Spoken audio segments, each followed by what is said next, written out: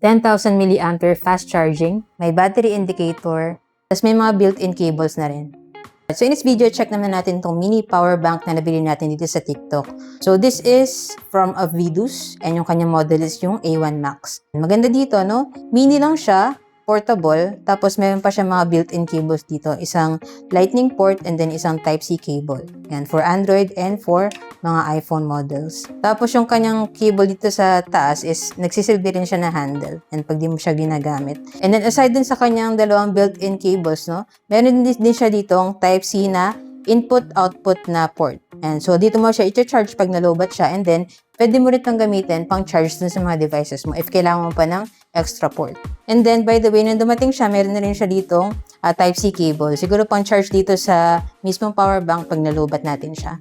Tapos fast charging na rin siya and ang kanyang capacity is 10,000 milliamperes. Yan. So kung 5,000 milliampere yung battery ng phone mo, kaya niya itong ma-full charge up to 2 times. Up to 22.5 watts yung kanyang fast charging capability.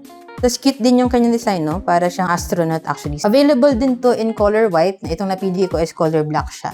And so good to for office use, for school use, and as well as for travel, no? Kasi maliit lang siya, madali dalhin. And malaki-laki na rin yung kanyang capacity para ma-charge natin yung mga devices natin if ever na malobat. Yung battery indicator niya, lalabas siya if ipindutin mo itong gitna na to. So ngayon, try naman natin yung kanyang fast charging. Try natin siya sa Samsung, Infinix, and dito sa aking Xiaomi Redmi Pad 2. So now, ito yung ating Samsung phone. Check natin kung fast charging siya.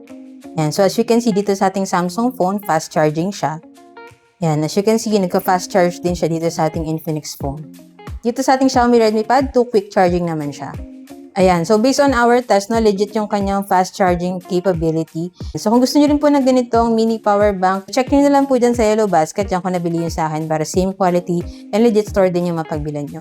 So yun lang, sana nakatulong tong video. If you have any other questions, just let me know in the comments and follow for more tech content.